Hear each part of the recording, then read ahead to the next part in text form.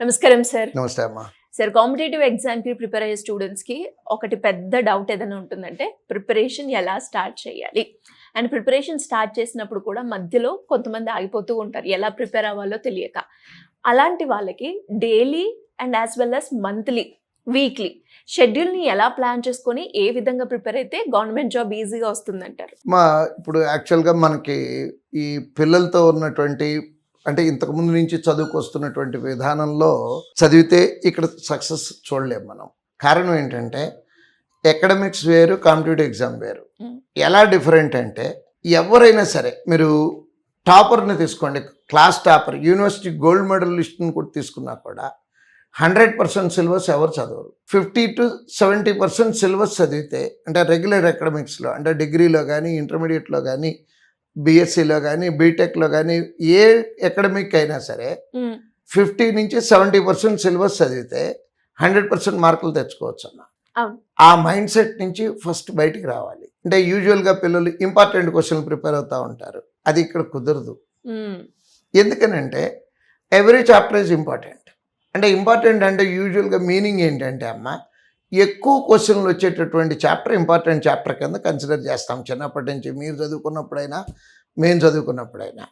కానీ ఇక్కడ ఎక్కువ క్వశ్చన్లు తక్కువ క్వశ్చన్లు ఉండవమ్మా. ప్రతి చాప్టర్ నుంచి ఒక క్వశ్చన్ 2 క్వశ్చన్లు వస్తాయి.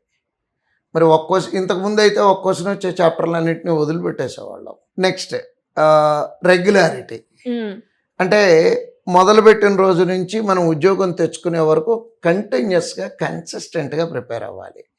రెగ్యులర్ అకాడమిక్స్లో అయితే ఎగ్జామ్స్కి ఒక 1 month ముందు ప్రిపరేషన్ స్టార్ట్ చేసి చదువుతూ ఉంటారు. ఆ మైండ్ సెట్లో నుంచి కూడా బయటికి రావాలి. ఈ రెండింటి నుంచి బయటకు వచ్చి అంటే 100% సిలబస్ చదవాలి అనేది ఫస్ట్ పాయింట్, రెగ్యులర్గా ప్రాక్టీస్ చేయాలనేది రెండో పాయింట్. ఈ రెండింటినీ కనుక దృష్టిలో పెట్టుకున్నట్లయితే పిల్లలు డెఫినెట్గా సక్సెస్ అవుతారమ్మా. అంటే మైండ్ సెట్టే చేంజ్ అవ్వాలి. అది ఒక రోజులో మారదు. అంటే నిన్నటిదాకా కాలేజీకి వెళ్ళి ఇవాళ ఇన్స్టిట్యూట్కి వచ్చి ఒక్కసారిగా మార్పు అనేది రాదు, కొంచెం గ్రాడ్యువల్గా రావాలి. అది వస్తూ ప్రతి చాప్టరు, అంటే ఫర్ ఎగ్జాంపుల్ అర్థమెటిక్లో పర్సంటేజ్ చాప్టర్ తీసుకున్నాం అనుకోండి, హార్డ్లీ ఒక 40-50 మోడల్స్ ఉంటాయి. ఏ మోడలు వదిలిపెట్టకుండా నేర్చుకోవాలి ఫస్ట్. ఇప్పుడు మన బుక్సే ఉన్నాయి అనుకోండి, దాంట్లో ఏబిసిడి మోడల్ అని ఒక యూనిక్ సిస్టమ్ ఫాలో అవుతాం మనం. ఎట్లా అంటే ఒకే బిట్ 4 సార్లు ఉంటుందమ్మా, నంబర్లు మార్చి. ఏ బిట్ క్లాస్లో టీచర్ ఎక్స్ప్లెయిన్ చేస్తారు. అంటే ఫర్ ఎగ్జాంపుల్కి చెప్తున్నాను, 10 రూపాయలకు కొన్నాను, 15 రూపాయలకి అమ్మాను, ఎంత ప్రాఫిట్ వచ్చింది అంటే 5 రూపీస్. ఇది ఎగ్జాంపుల్గా చెప్తున్నాము, ఇంత చిన్న క్వశ్చన్లు ఉండవు. అయితే ఇంకో నెక్స్ట్ కింద క్వశ్చన్లో ఏముంటుందంటే బిలో 20 రూపాయలకు కొన్నాము, 30 రూపాయలకి అమ్మాము, ఎంత లాభం. అంటే నేర్చుకున్న దాన్ని నంబర్లు మార్చి ప్రాక్టీస్ చేయటం అమ్మ. ఇది ప్రిపరేషన్లో ఫస్ట్ ఫేజ్. ముందు చాప్టర్లో థరో అవ్వాలి, అంటే సబ్జెక్ట్ నేర్చుకోవాలి. అక్కడ సబ్జెక్ట్ నేర్చుకుంటే ఏం జరుగుతుందంటే అమ్మ, ఏ క్వశ్చన్ వచ్చినా ఎస్ ఇది ఆల్రెడీ నేను చేసిందే ఆ ఫీల్ వస్తే 1-2 క్వశ్చన్లు ఎక్కువ చేయగలుగుతాము. అంతేగాని ఈ క్వశ్చన్ నేను ఇంతకుముందు ఎప్పుడు చూడలేదు, అది అక్కడ స్పీడ్ తగ్గిపోతుందమ్మా. సో ఈ వీక్లో కానీ మంత్లో కానీ అంటే సిలబస్ జరిగేటప్పుడు ఆ క్లాస్లో ఆ చాప్టర్ వినాలి. అదే రోజున మళ్ళీ చెప్తున్నాను, ఆన్ ద సేమ్ డే 10 లెక్కలు అయితే 30 లెక్కలు వాడికి చేయటానికి ఇంటి దగ్గర చేయటానికి ఉంటాయి, ఇమీడియట్గా చేయాలి. అంటే క్లాసులో వినేటప్పుడు అర్థమైందా అని అడుగుతాం, అర్థమైందండి అంటారు. అర్థం అవటానికి మీనింగ్ స్టూడెంట్ పర్సెప్షన్లో వేరమ్మా, మా పర్సెప్షన్లో వేరు. ఎట్లా అర్థం అవటం అంటే కంఫర్టబుల్గా ఉన్నాడో లేదో చూసుకుంటాడు, ఇట్లా ఓకే రైట్ అర్థమైంది అనుకుంటాడు. బట్ మా అర్థం అవటం మీనింగ్ వేరమ్మా. అదేంటంటే తిరిగి చేయగలిగితే, నంబర్లు మార్చి వచ్చినా కూడా తిరిగి చేయగలిగితే వాడికి అర్థమైనట్టు. సో ఆ రేంజ్లో రావాలి అంటే ప్రాక్టీస్ ఎక్కువ కావాలమ్మా. ఎందుకు ఇప్పుడు నేను 34 years నుంచి టీచ్ చేస్తున్నాను. ఒక 15 రోజులు కనుక నేను కంటిన్యూస్గా క్లాసులు తీసుకోకపోతే నా స్పీడ్ తగ్గిపోతుందమ్మా. 34 ఏళ్ళ నుంచి చెప్తానే ఉన్నానమ్మా, ప్రతిరోజు క్లాస్కి వెళ్తున్నాను. కంటిన్యూస్గా 15 days పోతే మళ్ళీ జాగ్రత్తగా ప్రిపేర్ అయ్యి క్లాస్కి వెళ్తానమ్మా. సో ఇంత ఎక్స్పీరియన్స్ ఉన్న మాకే ఈ పరిస్థితి ఉన్నప్పుడు పిల్లోడు ఒక రోజు కనుక మిస్ అయితే అది కాస్ట్లీ మిస్ అవుతుంది. నెక్స్ట్ ఈ రీజనింగ్, అర్థమెటిక్, ఇంగ్లీష్ సబ్జెక్టులు ఈ విధంగా ప్రిపేర్ అవ్వాలి. ఇది క్లాస్లో వినటం, విన్నది విన్నట్టుగా ఇంటికి వెళ్ళాక ప్రాక్టీస్ చేయటం. సిలబస్ మనకి హార్డ్లీ ఒక 3.5 months, మ్యాక్సిమం 4 months లోపు కంప్లీట్ అవుతుంది. అంటే ఈ 4 నెలలు అయ్యేలోపు మొత్తం సిలబస్ రివిజన్ కూడా అయిపోవాలమ్మా.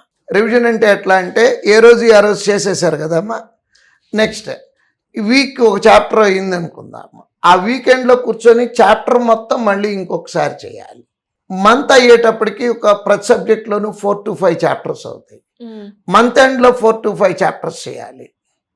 అంటే ఈ రకంగా చేస్తే నంబర్ ఆఫ్ టైమ్స్ అవుతుందమ్మా. అంటే వారం తర్వాత గుర్తుంది నాకు, ఈ వీక్లో అయిపోయిన చాప్టర్ బాగానే చేయగలిగామా, ఓకే 1 week వరకు నాకు మెమరైజ్ చేయగలుగుతున్నాను. నెక్స్ట్ మంత్ ఎండ్లో చేశాడు, am I able to memorize all the questions, లేదు 2 questions తక్కువ మెమరైజ్ అయినాయి అనుకోండి, మళ్ళీ ఇంకొకసారి ఆ చాప్టర్ చేయటం. అంటే 4 రోజుల పాటు నిలబడాల నాకు మెమరీలో, ఎందుకంటే ఎగ్జామ్ 4 రోజుల లోపు ఉండదు కదమ్మా, అట్లీస్ట్ 4-5 months ఉంటుంది టైం. సో అలా మనల్ని మనం చెక్ చేసుకోవాలి. అంటే ఎంతకాలం గుర్తుంటుంది నాకు, మళ్ళీ 1 month తర్వాత చేసాము, ఈసారి 2 months తర్వాత ఒకసారి ఆ చాప్టర్ చేసి చూసుకోవాలి. ఓకే 2 months కూడా బాగానే ఉంది, 4 months కూడా బాగానే ఉంది, గుడ్. ఇలా ఆ 3 సబ్జెక్టులు ప్రిపేర్ అవటం. నెక్స్ట్ పిల్లలందరూ చేసే తప్పు ఏంటంటే అమ్మ, కరెంట్ అఫైర్స్ ప్రిలిమ్ క్వాలిఫై అయిన తర్వాత మెయిన్స్ టైంలో కూర్చొని ఒక వారం రోజులు కూర్చొని చదివేయచ్చు, అవదమ్మా. అది ఎవ్రీ వీక్ ఆ వీక్లో జరిగినటువంటి కరెంట్ అఫైర్స్ మొత్తము ఏదో ఒక సోర్స్లో నుంచి, అంటే ఇప్పుడు మన దగ్గర అనుకోండి ఎవ్రీ సండే క్లాస్ పెడతాము, ఆ వీక్లో జరిగినవి మొత్తం కవర్ చేస్తాము ఒక 3 hours. Okay, every week weekend every Sunday morning 6:30 నుంచి 9:30 వరకు కరెంట్ అఫైర్స్ కంపల్సరీ అమ్మా. దేనికైనా సెలవు ఇస్తామేమో కానీ ఇప్పుడు మొన్న మహాశివరాత్రి ఏనా ఆపుతాం కానీ కరెంట్ అఫైర్స్ క్లాస్ ఆపం. ఎందుకు ఆపము అంటే ఇప్పుడు ఈ వీక్ దాపామనుకోండి, నెక్స్ట్ సండే నేను 2 వారాలు చెప్పాలి. వారం చెప్తా, ఎందుకంటే స్కిప్ చేయడానికి అవకాశం ఉండదు. ఎందుకంటే పొరపాటున పిల్లడు అదృష్టం బాగోక మా అదృష్టం బాగోక మనం వదిలేసిన వారంలో నుంచి 2 బిట్లు పడినాయి అనుకోండి అమ్మా, జీవితాలు తారుమారైపోతాయి. అవునవును. సో అంటే 2 మార్కులు అంటే యూజువల్గా రెగ్యులర్ లైఫ్లో పెద్ద కన్సిడర్ చేయం, కానీ కాంపిటేటివ్ ఎగ్జామ్లో మేక్స్ ఎ లాట్ అమ్మా. 2 మార్కులు అక్కర్లేదు తల్లి, 1 మార్క్ డిఫరెన్స్ కూడా that makes a lot. So current affairs అనేది ఎవ్రీ వీక్ ఆ వారంలో ఏమైతే జరిగిందో అవి ఖచ్చితంగా సొంత చేత్తో నోట్స్ రాసుకోవాలి క్లాస్ జరుగుతున్నప్పుడు. అంతేగాని క్లాస్కి వెళ్లకుండా ఆడెవడో రాసిన నోట్స్ని వాడికి అర్థమయ్యేటట్టు రాసుకుంటాడు, అది మీకు అర్థం కావాలని ఏం లేదు. వాడికి గుర్తులేని పాయింట్ రాసుకుంటాడు, తెలియని పాయింట్ రాసుకుంటాడు, అంటే వాడు కొన్ని వదిలేసి ఉంటాడు క్లాసులో చెప్పినవి. సో అందుకని లైవ్లో క్లాస్లో కూర్చొని విని సొంత చేత్తో నోట్స్ రాసుకోవాలి. అలానే చూజ్ ఎనీ న్యూస్ పేపర్, అది ఇంగ్లీష్ అవ్వచ్చు, తెలుగు పేపర్ అవ్వచ్చు. ఒక న్యూస్ పేపర్ చూజ్ చేసుకొని దాంట్లో బిజినెస్ పేజ్ ఉంటుంది. బిజినెస్ పేజ్లో కొత్తగా కంపెనీలు ఏమొచ్చినాయి, రిజల్ట్స్ వస్తూ ఉంటాయి, Q1లు Q2లు, బ్యాంక్ రిజల్ట్స్, మెర్జర్లు, ఎమాల్గమేషన్స్, ఈ బ్యాంకింగ్ సెక్టార్లో వచ్చే మార్పులు, కొత్త కొత్త వస్తువులు కనుగొంటే అట్లాంటి ఇవన్నీ కూడా వాళ్ళు కంటిన్యూస్గా సొంతగా నోట్స్ రాసుకోవాలమ్మా కరెంట్ అఫైర్స్కి. దానికి అస్సలు షార్ట్ కట్ లేదు, విత్ ఓన్ హ్యాండ్స్ రాసుకోవాలి. అలా రాసుకుంటేనే కరెంట్ అఫైర్స్లో సక్సెస్ అవ్వగలుగుతాము. వీటితో పాటు ఇది సిలబస్ ప్రిపేర్ అయ్యే విధానం. దీంతోపాటు మనం రాయబోయే ఎగ్జామ్ ఏదైతే ఉంటుందో ప్రతి ఎగ్జామ్కి కనీసం 40 to 50 మాక్ టెస్టులు రాయాలి. ఎందుకు రాయాలి?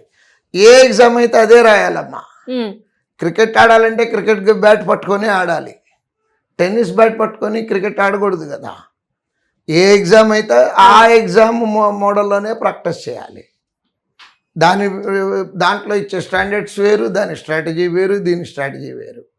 ఇవన్నీ దృష్టిలో పెట్టుకొని పిల్లలు ఈ రకంగా కనుక ప్రిపేర్ అయితే 6 నెలల నుంచి 9 నెలలు లేదా మ్యాక్సిమం 1 year లోపు ఉద్యోగం సంపాదించుకోవచ్చు అమ్మా.